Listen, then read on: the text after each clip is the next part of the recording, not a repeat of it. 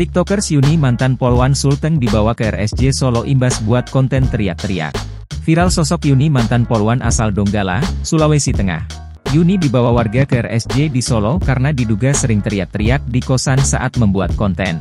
Yuni langsung dibawa ke Rumah Sakit Jiwa Daerah, RSJD, Dr. Arif Zainuddin Solo pada Jumat, 26 Juli 2024. Wanita berinisial Yuni dibawa oleh petugas dari Dinas Sosial, Dinsos, Kabupaten Sukoharjo, dibantu oleh relawan ambulans Pawartos, sekitar pukul 22 WIB, setelah dianggap meresahkan warga. Dijelaskan Tenaga Kesejahteraan Sosial Kecamatan, TKSK, Kartasura dari Dinsos Sukoharjo, Agung, evakuasi Yuni dilakukan setelah menerima laporan warga ke Satpol PP Sukoharjo.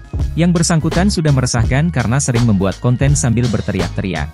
Laporannya, bahkan pemilik rumah kos pernah dimaki-maki sambil dimasukkan dalam kontennya itu, kata Agung dilansir tribun-medan.com, Minggu, 28 Juli 2024. Karena Yu adalah mantan polisi, tim evakuasi melakukan langkah antisipasi untuk menghindari perlawanan. Listrik di tempat kos sengaja kami matikan dulu.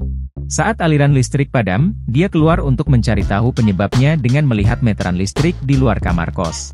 Saat itu juga langsung kami amankan tanpa perlawanan, lanjutnya. Yu dibawa ke RSJD Dr. Arif Zainuddin Solo dalam keadaan diborgol untuk menjalani pemeriksaan kesehatan mental dan jiwanya.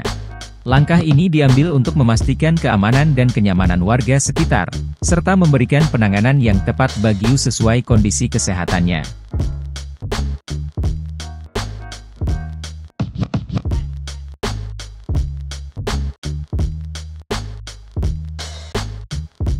Download Tribun X sekarang, menghadirkan lokal menjadi Indonesia.